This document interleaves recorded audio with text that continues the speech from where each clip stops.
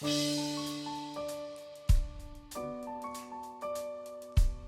함께 박수 치면서 우리 영광 되시는 주님께 큰 목소리로 찬양합시다.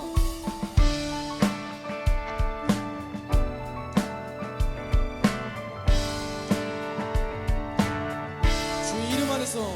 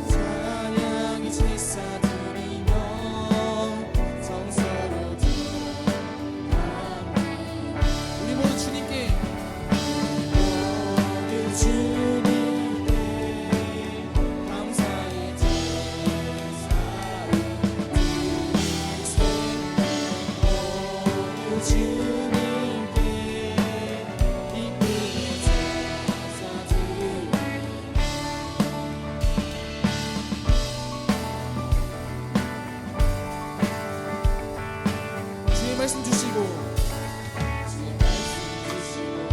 우리 감사드리네.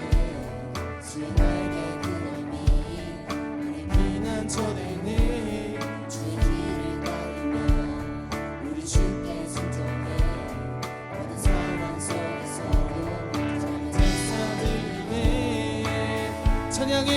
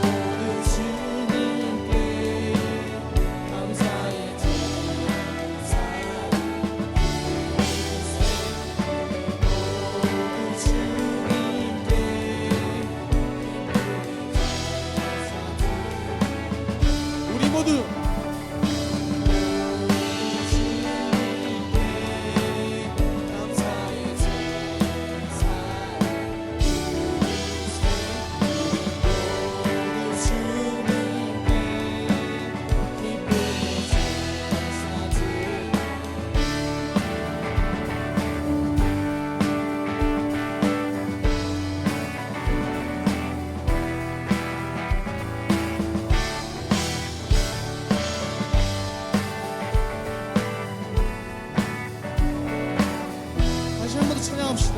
우리 모두 주님께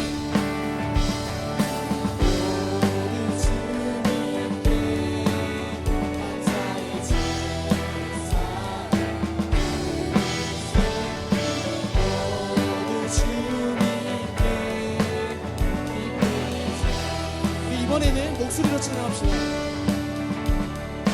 찬양의 제사 드리며 성소로 들어갑니다. 찬양의 제사 드리며 성소로 들어갑니다. 우리 모두 주님께 감사의 제사를 드리세. 모두 주님께 기쁨의 제사.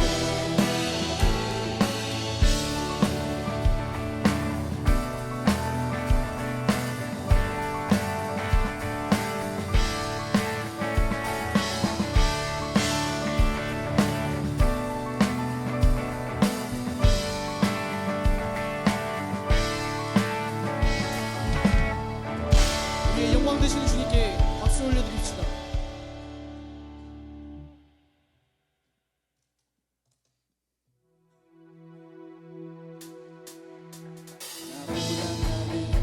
잘하시는 주님, 주님 떠나 어디로 가겠나이까. 나 어디 가든지 주 소리 나를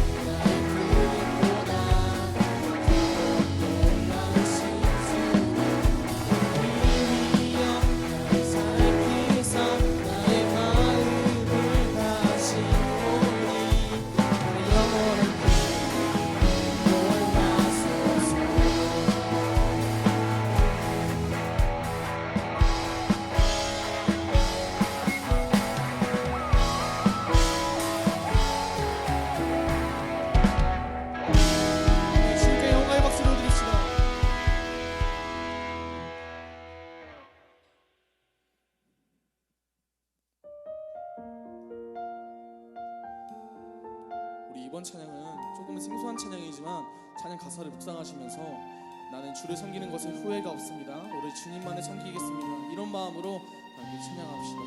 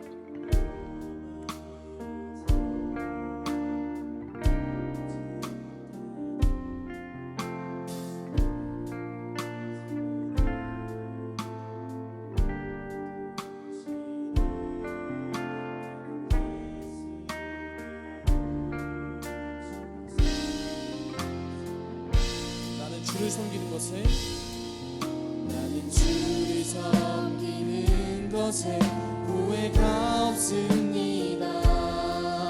내가 걸어온 모든 시간 다 주의 은혜니 내가 걸어갈 모든 나도 주만 섬기며 살리 오직 예수 이름 부르며 살아가리라.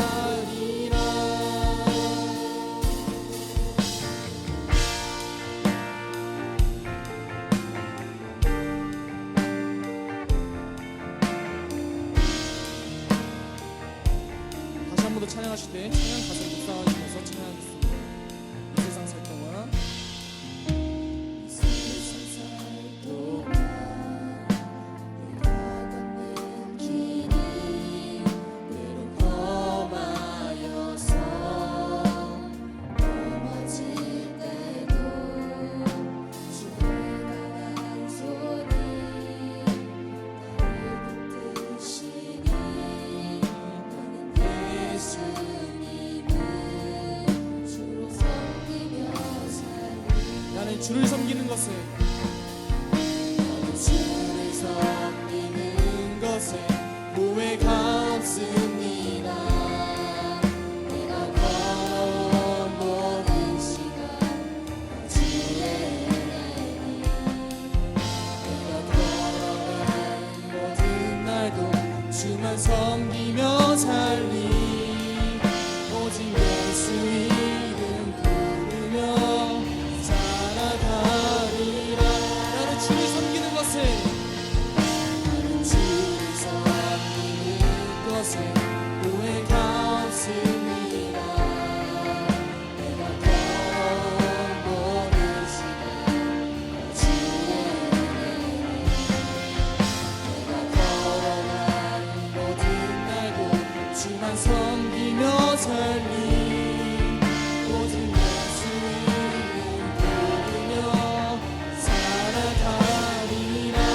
이것이 나의 간증이요 이것이 나의 간증이요 이것이 나의 찬송일세 이것이 나의 찬송일세. 나 사는 동안 끊임없이 주를 하리로다. 이것이 나의 이것이 나의 간증이요 이것이 나의 찬송입니다. 이것이 나의 찬송일세. 나 사는 동안 끊임없이 구주를 찬송하리로다. 주의 찬송 하리로다.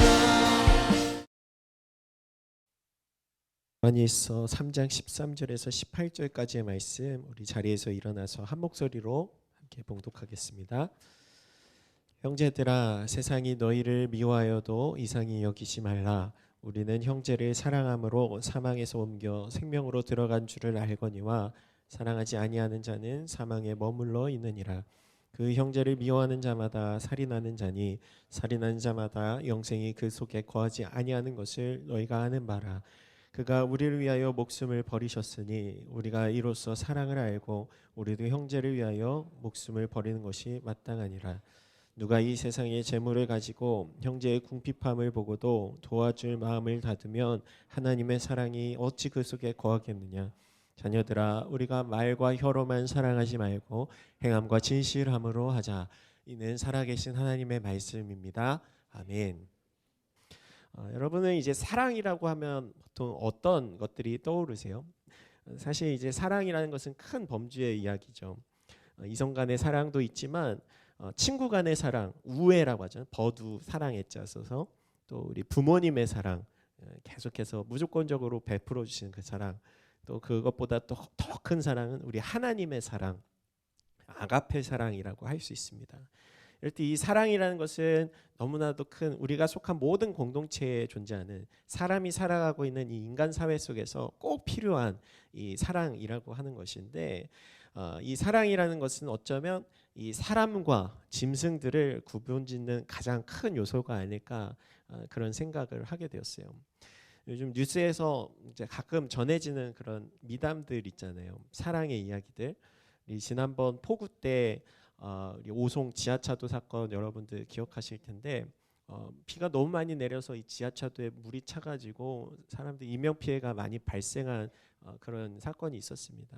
근데 그런 이제 너무나도 힘들고 어려운 상황 속에서도 그 가운데서 사람들을 구하기 위해서 자신의 목숨을 이제 뭐 이렇게 던져가면서도 이렇게 사람들을 구해냈던 그 아름다운 미담 이야기가 많이 전해져 오는데, 그래서 이런 이야기들을 우리가 들으면 이제 인류애를 느끼게 된다. 그러니까 인류에 대한 사랑을 느끼게 된다. 마음이 훈훈해지고 따뜻한다. 이런 표현들을 쓰잖아요.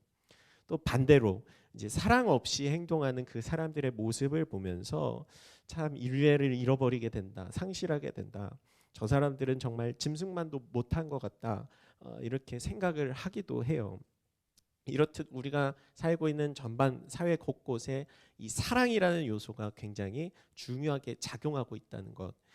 또 우리 대중문화 속에서도 이 사랑에 관한 영화, 사랑에 관한 노래, 또 사랑에 관한 이런 문학 작품들, 이것들이 사랑이라는 주제가 대부분을 차지하고 있습니다. 그리고 무엇보다도 우리가 읽고 있는 이 성경도 사실 사랑에 관한 이야기죠. 성경의 가장 핵심을 요약하면 뭐라고 했죠? 하나님, 사랑, 또 이웃사랑.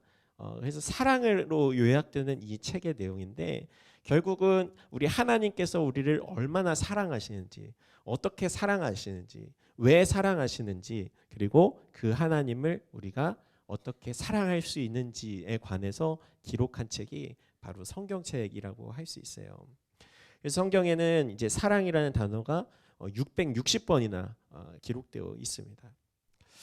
우리 친구들 예수님의 이제 애제자라고 알려져 있는 이제 제자들이 있는데요. 가장 옆에서 따랐던 베드로, 또 요한, 야고보 이 세 사람이 있는데, 그 중에서 오늘 읽은 요한일서를 기록한 사도 요한은 예수님의 가장 많은 사랑을 받은 제자로 알려져 있어요.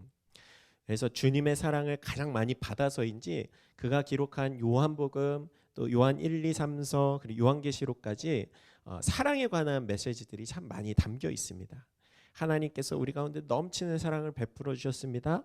우리도 그 하나님을 사랑해야 합니다라는 그 주제가 요한 이제 서신서 곳곳에 기록되어 있는데, 이 요한이라는 제자는 예수님과 또 제자들의 그 최후의 만찬, 우리 그림 기억나시죠?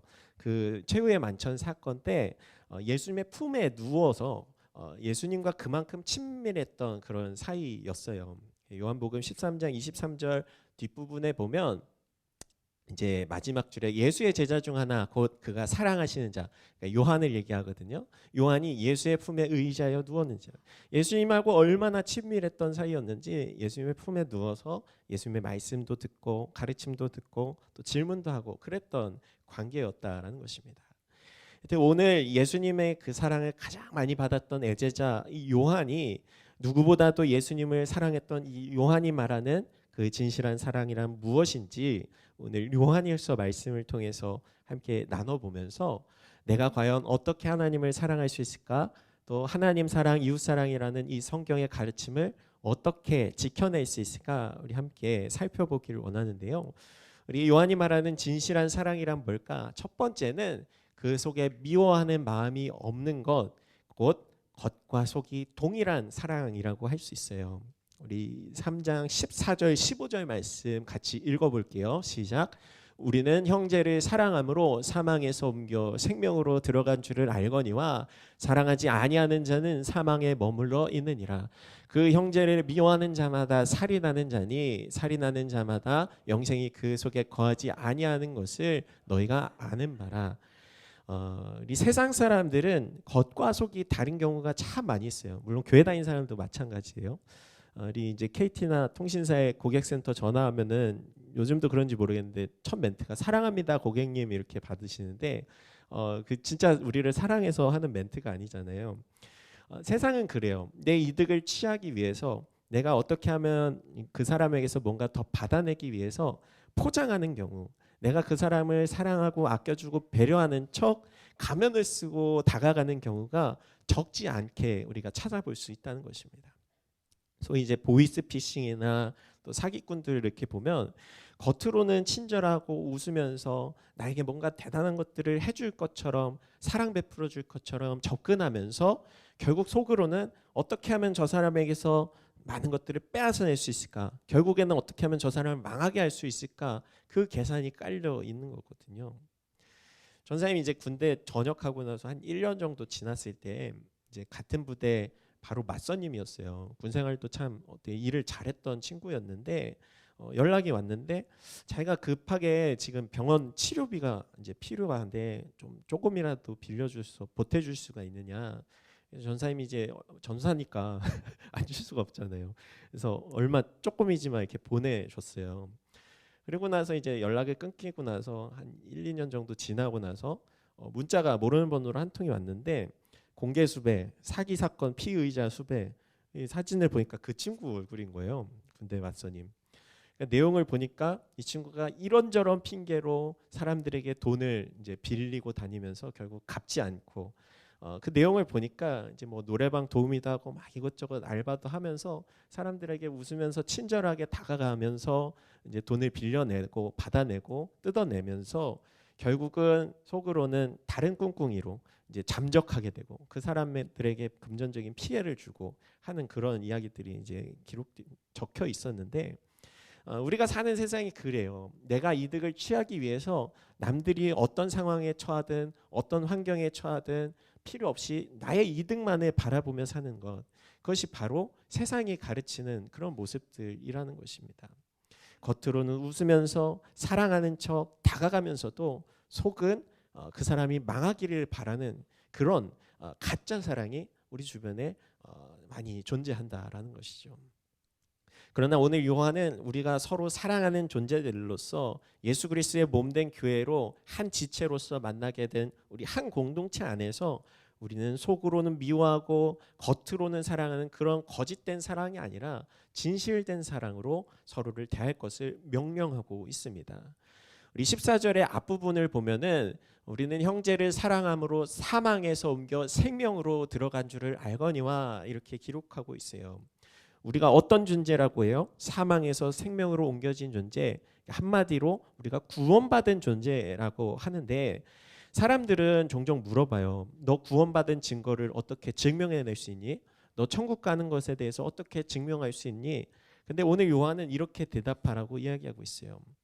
우리가 구원받은 것에 대해서 너무 추상적이기 때문에 우리가 헷갈려 하는 경우가 있는데 요한은 이렇게 얘기해요. 우리가 서로 사랑하는 것, 우리가 형제를 사랑하는 것이 바로 그 증거가 된다. 오늘 성경에서는 우리가 서로 사랑하면 우리가 사랑하는 그 모습을 보면서 우리가 사망에서 생명으로 옮겨진 존재라는 것을 세상이 알게 된다라고, 우리가 구원받은 증거가 된다라고 말하고 있습니다. 반대로 거꾸로요. 우리가 구원받지 못했다면, 우리가 하나님의 자녀가 되지 못하였다면 그 속에 하나님의 사랑이 존재하지 않기 때문에 우리 안에는 사랑의 모습을 찾아볼 수가 없을 거예요. 어떻게 하면 내가 더 올라갈 수 있을까? 어떻게 하면 앞서갈 수 있을까? 어떻게 하면 더 짓밟고 이겨낼 수 있을까? 빼앗을 수 있을까? 혈안이 되겠지만 주님 안에서 한 사랑으로 묶여진 공동체인 우리들은 그렇지 않다라는 거죠. 그것은 사랑 그 자체이신 하나님이 우리 안에 거하시기 때문에 이제는 우리도 사랑하는 존재로 또 그 사랑을 나누는 존재로 거듭났다. 오늘 성경은 이야기하고 있습니다. 이렇듯 우리가 사망에서 생명으로 옮겨진 존재, 구원받은 존재라는 것을 우리가 기억하면서 그 마음에 미움이 없고 또 다른 마음을 품지 않고 진실한 마음으로 사랑하는 것, 그것이 바로 요한이 말한 첫 번째 진실한 사랑이라는 거예요. 우리 앞구절인데 11절, 12절 말씀도 함께 읽어볼게요. 시작. 우리는 서로 사랑할지니 이는 너희가 처음부터 들은 소식이라. 가인같이 하지 말라. 그는 악한 자에게 속하여 그 아우를 죽였으니 어떤 이유로 죽였느냐? 자기의 행위는 악하고 그의 아우의 행위는 의로움이라. 우리가 알고 있는 이야기지만 이제 인류의 첫 조상인 이제 아담과 하와의 첫 아들이 가인입니다. 그리고 둘째 아들이 아벨인데 너무나 공교롭게도 이 첫째 아들, 첫 인류에 태어난 이 가인이 하나밖에 없는 동생 아벨을 쳐 죽이게 되는 그 사건이 창세기에 기록되어 있어요. 근데 그 이유와 원인이 무엇이냐면 하나님께서 아벨의 제사는 받으시는데 내 제사는 받지 않으셨기 때문에 비교의식과 질투심 때문에 빚어진 일이었거든요. 자기 마음 가운데 틈탄 이 미움, 증오심을 이겨내지 못하고 결국은 동생 아벨을 죽이게 되는 그 사건 결말로 치닫게 됩니다. 쟤는 하나님 앞에 인정받았는데 나는 그렇지 못하네. 쟤만 없어지면 나는 최고가 되겠는데 내가 유일해지는데, 이런 생각이 마음 가운데 틈탔던 것이죠. 얼마나 어리석은 생각이에요. 성경은요, 이 미워하는 마음 자체를 아예 갖지 말라. 이 미워하는 마음을 품은 것 자체가 곧 살인과 같다라고 가르치고 있어요. 14절 15절 우리 뒷부분 15절 말씀에 그 형제를 미워하는 자마다 살인하는 자니, 오늘 요한은 이렇게 이야기하고 있는 거거든요. 또 우리 예수님께서 하신 말씀이기도 해요. 마음으로 품은 그 죽이고 싶은 마음, 형제를 미워하는 그 증오심 그 자체가 하나님 보실 때에는 살인하는 것과 다를 바가 없다. 우리 마음 가운데 빛과 어둠이 공존할 수 없는 것처럼 미워하는 마음과 사랑하는 마음은 공존할 수가 없습니다. 우리 가운데 하나님의 사랑이 임하였다면 우리 마음 가운데 누군가를 미워하는 마음, 내 친구, 내 형제와 자매를 증오하는 그 마음은 자연스럽게 사라지게 되는 거예요. 이렇듯 우리 마음 가운데 진실하게 우리 서로를 대하는 그 마음, 우리 마음 가운데 미움이 없이 오직 사랑으로 충만한 것, 그것이 바로 진실한 사랑이다라고 요한은 가르치고 있습니다. 그 두 번째는 주님께서 내게 생명을 내어주셨다는 것을 아는 것이 이 진실한 사랑의 첫걸음이라고 얘기해요. 16절 말씀도 같이 읽어볼게요. 시작. 그가 우리를 위하여 목숨을 버리셨으니 우리가 이로써 사랑을 알고 우리도 형제들을 위하여 목숨을 버리는 것이 마땅하니라. 사랑을 많이 하는 사람들의 모습을 보면요, 그 사람들의 어떤 가정 환경이라든지 교우 관계라든지 사랑이 많은 친구들을 보면 누군가에게 사랑을 듬뿍 받은 그런 친구들이 굉장히 많이 있어요. 혹은 내가 너무나도 갚을 수 없는 큰 사랑을 경험한 그런 기억들이 있는 사람들이 굉장히 많아요. 이렇듯 사랑을 받은 사람들이 사랑을 베풀 줄 알거든요. 그런데 교회에서는 우리 믿는 자들에게 공통적으로 이야기하는 것이 무엇이냐면 우리 그리스도인된 우리 모두가 동일하게 하나님의 극진한 사랑을 이미 받은 존재들이라고 가르칩니다. 이것은 무엇이냐? 하나님께서 우리를 너무나도 크신 사랑으로 빚어주시고 호흡과 생명을 허락하여 주셨고 또 너무나도 그 크신 사랑으로 우리의 영혼을 구원하시기 위해서 하나뿐인 예수 그리스도 독생자 아들을 우리 가운데 내어주심으로써 우리의 영혼을 구원해 주신 그 사랑을 우리가 이미 다 받았기 때문에 우리도 마땅히 세상 가운데 사랑을 나타내며 사랑을 전하는 존재로 살아가야 한다. 성경은 가르치고 있어요. 우리가 하나님 앞에 또 세상 가운데 사랑을 나타낼 수 있는 이유는요, 우리 존재 자체가 사랑으로 빚어진 존재이기 때문입니다. 요한복음 13장에 예수님께서 이렇게 명령하세요. 함께 읽어볼까요? 새 계명을 너희에게 주노니 서로 사랑하라. 내가 너희를 사랑한 것 같이 너희도 서로 사랑하라. 너희가 서로 사랑하면 이로써 모든 사람이 너희가 내 제자인 줄 알리라. 우리 예수님께서 내가 너희를 사랑한 것 같이, 이것이 핵심입니다. 예수님께서 먼저 우리 가운데 사랑을 보여주시고 나타내 주시고 마침내는 십자가에서 그 사랑을 실행하여 주셨기 때문에 우리도 서로 사랑할 수 있는 거예요. 그래서 예수님의 그 너무나도 크신 사랑을 경험한 베드로와 오늘 성경을 기록한 요한, 또 많은 예수님의 제자들은 자신의 생명을 포기하면서까지, 순교하면서까지도 예수님을 따르고 그 사랑을 나타내기 위해서 평생 몸부림쳤던 이야기들이 계속 기록되어 있어요. 예수님께서 나를 위하여 생명을 내어주시고 죽었다는 것을 알았기 때문에 나도 예수님을 위해서 죽을 수 있는 것이고, 하나님께서 나에게 그 너무나도 크신 사랑을 베풀어 주셨다는 것을 경험하였고 눈으로 보았기 때문에 나도 그 사랑을 내 세상 사람들에게 전하며 나타낼 수 있는 것, 바로 이것이 기독교 신앙의 핵심이라는 것입니다. 여러분은 누군가를 위해서 사랑한다는 그 명목 아래서 희생할 수 있나요? 간혹 우리 부모님들에게 뭐 콩팥이나 이제 신장 같은 장기 기증을 하는 그런 이야기들을 많이 듣잖아요. 근데 이런 사랑은 그냥 나오지가 않아요. 이런 가족들은 부모님께서 나를 위해서 이미 베풀어 주신, 조건 없이 대해 주신 그 사랑을 알고 있기 때문에 내 어머니 아버지가 그런 어려움에 처했을 때 주저앉지 않고 내 신장이라도 떼어줄 수 있는 것, 그것이 바로 이미 내가 사랑을 경험했기 때문에 나타날 수 있는 거거든요.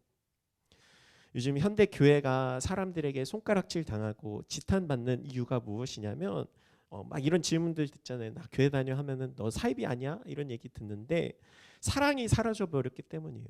교회가 사랑을 가르치지 않고 사랑으로 행동하는 것을 가르치지 않고 어떻게 하면 더 성공할 수 있을까? 어떻게 하면 사람들에게 더 자랑할 수 있을까? 이런 가르침이 우리 가운데 은연중에 있기 때문에 사람들은 교회를 인정하지 않아요. 그러나 반대로 이 교회가 하나님의 사랑으로 충만하여져서 여러분들이 세상 가운데 사랑으로 대하고 사랑으로 섬기고 사랑으로 행동하게 되면 누가 보더라도 인정할 수밖에 없는, 저 사람은 정말 하나님의 사람이구나, 저 사람은 정말로 신실한 사랑의 사람, 믿음의 사람이구나, 인정할 수밖에 없는 것이거든요. 우리가 읽은 이 요한일서 3장 16절하고 우리 요한이 기록한 요한복음 3장 16절은 둘 다 이제 사랑에 관한 중요한 메시지를 담고 있거든요.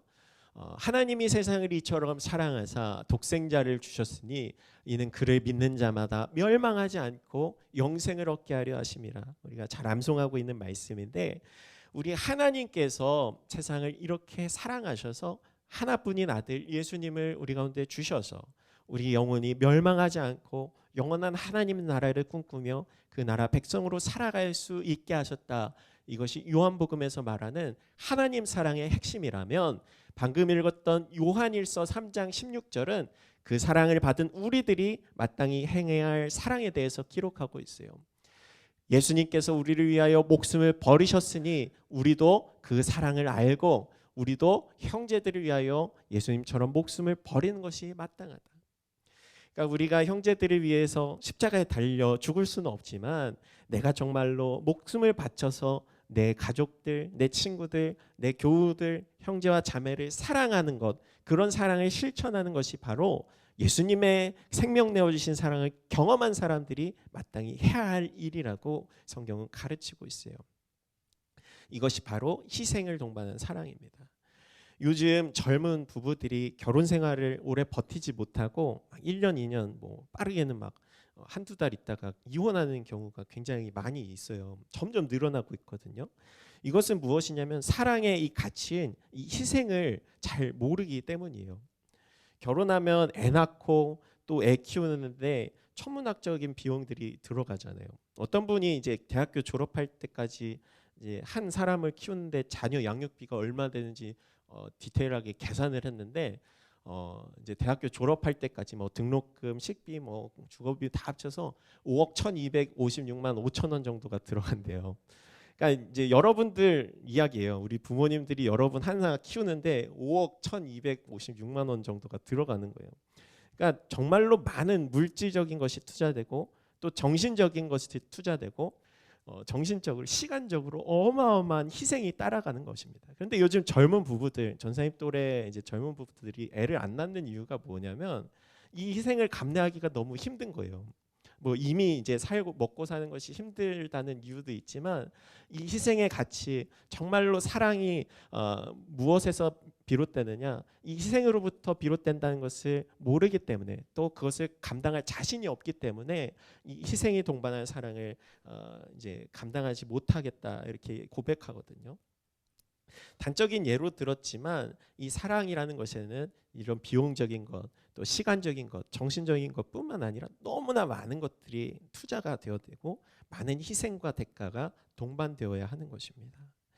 그러나 이 모든 것들을 감수하고 감내할 수 있는 것이 바로 진실한 사랑이라는 것인데, 우리 예수님께서 우리를 위해서 지불하신 그 사랑의 값은 이 5억 원과도 비교할 수 없는 어마어마한 자신의 생명이었습니다. 십자가에서 엄청난 고통을 감내해내면서도, 자신을 희생하면서도 내 자녀들인 여러분들을 위해서 그 영혼을 구원하시기 위해, 그 영혼의 죄값을 치르시기 위해서 그 모든 것들을 견뎌내셨거든요. 이렇듯 우리가 타인을 위해서 예수님처럼 내 목숨을 내놓을 그럴 사랑까지는 아니더라도 내 주변의 사람이 어려움에 처했을 때, 또한 도움이 필요할 때 내가 주저하지 않고 그 사람에게 사랑의 손길을 내밀 줄 아는 것, 그것이 바로 우리에게 필요한 희생의 사랑이라는 것입니다. 왜요? 내가 받은 사랑, 내가 이미 받은 그 사랑이 너무나도 크기 때문에, 나를 위해서 희생하신 하나님의 그 크신 사랑이 결코 내 힘으로는 갚아낼 수 없는 것이기 때문에. 그리고 마지막 세 번째는 행함과 진실함으로 사랑하라라는 것입니다. 17절 18절 말씀 같이 읽겠습니다. 시작. 누가 이 세상의 재물을 가지고 형제의 궁핍함을 보고도 도와줄 마음을 닫으면 하나님의 사랑이 어찌 그 속에 거하겠느냐. 자녀들아, 우리가 말과 혀로만 사랑하지 말고 행함과 진실함으로 하자. 이 17절에는 형제의 궁핍함을 보고도 도와주지 않는다면 그 안에 사랑이신 하나님이 거하시지 않는다라고 얘기해요. 우리가 사마리아인 비유를 종종 듣잖아요. 길에 쓰러졌을 때 다른 유대인들이나 또 율법학자들은 그냥 모른 척 지나가지만 한 사마리아인이 그 사람을 구해주는 그 장면. 하나님께서 우리 가운데 요구하시는 사랑도 마찬가지예요. 내가 무언가를 계산해내고, 내가 저 사람 도와주면 내가 혹시 어떤 피해를 보지 않을까? 내가 저 사람에게 다가갔을 때 내가 뭐가 득이 될 것도 없는데, 그런 생각을 하지 말고 일단 먼저 도와주고 일단 먼저 사랑을 베푸는 것, 그것이 바로 예수님께서 우리 가운데 먼저 보여주신 사랑이기 때문이에요. 야고보서에서 행함이 없는 믿음은 죽은 믿음인 것처럼 우리가 행함이 없는 사랑은 거짓된 사랑입니다. 말로만 나 너 사랑해, 나 너 믿어, 나 너랑 함께, 말은 그럴싸하게 하면서도 뒤에서는 딴 행동하고 그 사람이 위험에 처했을 때 쳐다보지도 않는 그런 모습이 아니라, 친구를 사랑한다면 서로 배려해주는 행동으로 나타나고, 또 이성 간에 사랑한다면 말로만 사랑해 사랑해 고백하는 게 아니라 그 사랑하는 마음을 행동으로 표현해주는 게 필요한 것이고, 또 우리 부모님을 사랑한다면 부모님을 향한 사랑을 나타내는 것이고, 무엇보다도 우리가 하나님을 사랑한다면 우리가 예배라는 행위를 통해, 찬양이라는 행위를 통해, 또 기도라는 그 행위를 통해서 하나님 앞에 우리의 사랑을 고백하고 표현하는 것이 바로 우리가 행함이 있는 사랑이라고 할 수 있는 거죠. 우리 이제 10월 한 달 동안 생명을 잇다라는 주제로 새생명 축제가 진행되는데, 우리 친구들 이 기간 동안 뭐 주변 친구들에게 야 우리 교회 가자, 뭐 교회 가보자 이렇게 뭐 얘기하는 것도 좋지만, 무엇보다도 사랑을 실천하는 기간들이 되었으면 좋겠어요. 아직 하나님을 모르는 사람들, 하나님의 사랑을 경험해보지 못한 친구들이 있다면 그 친구들, 왠지 모르게 좀 위로가 필요해 보이는 친구들, 왠지 모르게 힘들어 보이는 친구들에게 위로의 한마디 건네주고, 힘내, 잘할 수 있어, 응원해주고, 또 그 친구들에게 도움의 손길을 먼저 내밀어 줄 때 그들은 알게 될 거예요. 아, 하나님의 사랑을 경험한 친구들은 뭔가 다르구나. 하나님의 사랑을 아는 사람은 뭔가 특별하구나. 그리고 그 사랑을 경험하면서 자연스럽게 그들도 하나님의 사랑 가운데 나올 수 있는 것. 이것이 바로 온전한 전도의 방식이거든요. 소위 사랑장이라고 불리는 이 고린도전서 13장에는 이 진실한 사랑의 핵심적인 내용들이 담겨 있습니다. 사랑은 오래 참고, 사랑은 온유하며, 시기하지 아니하며, 또 자랑하지 아니하고, 교만하지 아니하며, 무례히 행하지 아니하며, 자기의 유익을 구하지 아니하며, 성내지 아니하며, 악한 것을 생각하지 아니하며, 또 진리와 함께 기뻐하고 모든 걸 참고 믿고 바라며 견디게 된다. 이것이 사랑이라고 얘기해요. 남들보다 더 성공하는 것, 남들보다 더 자랑하는 것, 남들보다 더 뛰어난 어떤 포지션에 올라서 남들보다 떵떵거리며 살아가는 것, 그것이 사랑이 아니라 남들보다 더 낮아지고 작아지고 혹은 남의 연약함을 바라보면서도 오래 견뎌주고 참아주고 온유한 마음으로 품어줄 수 있는 것, 이것이 바로 사랑의 핵심적인 이야기라고 성경은 이야기합니다. 그리고 나서 13절에 그런즉 믿음, 소망, 사랑 이 세 가지는 항상 있을 것인데 그 중에 제일은 사랑이다 이렇게 말하고 있어요. 이것은 무슨 말이냐면 우리 교회 다니는 사람들에게 뭐 예언, 통역, 뭐 방언, 여러 가지 치유, 기적 이런 은사들이 많이 있지만 그 중에서 믿음과 소망, 사랑 이 세 가지는 우리가 죽어서도 가져가는 영원히 가져갈 거라고 얘기하는 거예요. 우리가 가진 재능과 은사 또 혹은 물질과 어떤 돈 이런 것들은 우리가 죽으면 다 끝나버리고 잃어버리는 것들입니다. 그러나 오직 이 믿음과 소망, 사랑 이 세 가지는 우리가 죽어서도 하늘나라 가서도 계속해서 품고 간직하고 가져갈 것들인데 그 중에서도 제일은 무엇이냐? 바로 사랑이다. 이 사랑만이 하나님을 향한 사랑으로 우리가 영원히 주님과 교제하는 것이고 이 사랑만이 우리가 영원한 천국 가운데서도 가져갈 그 가장 좋은 귀한 가치가 된다는 것을 성경은 가르치고 있어요.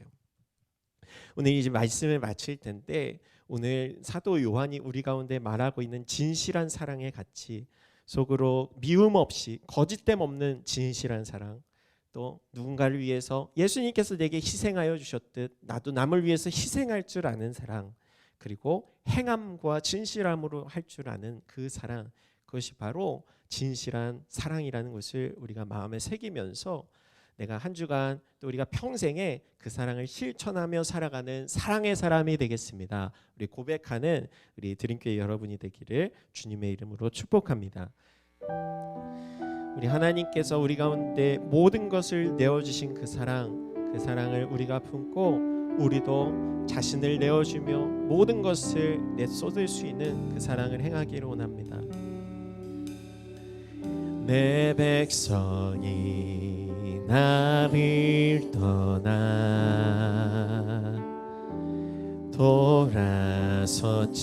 돌아섰지만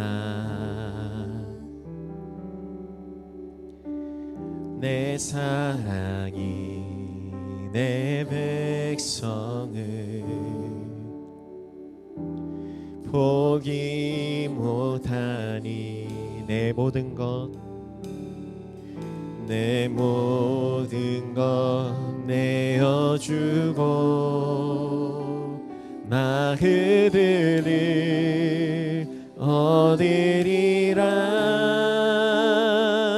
여호와께 돌아가자.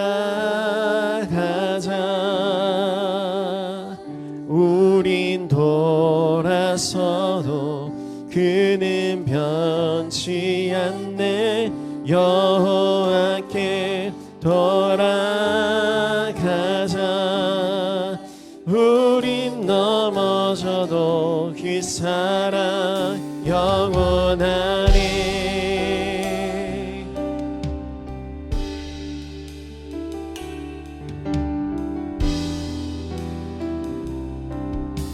한 번 더 고백합니다. 내 백성이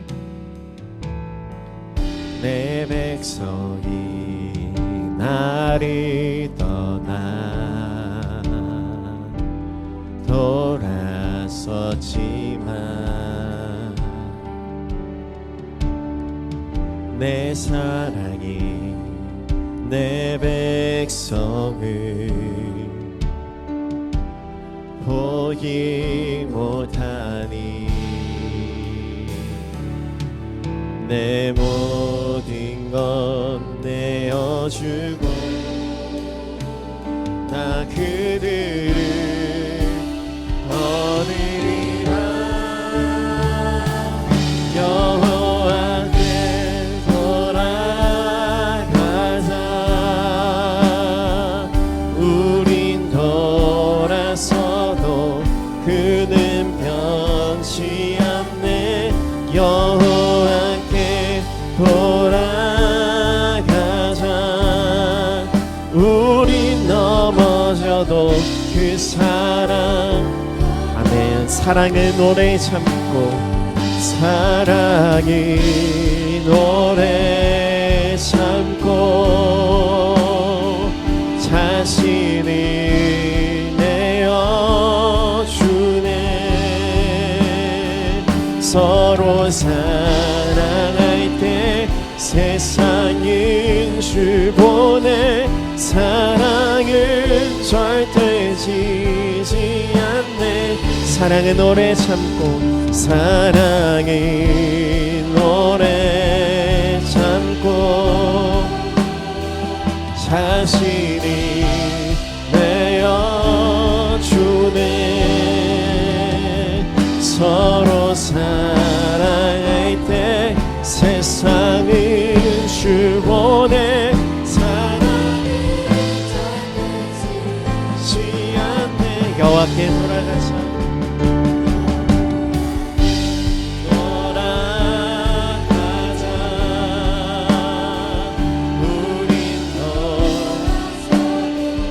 그는 변치 않네. 여호와께 돌아가자. 우린 넘어져도 그 사랑 영원하네.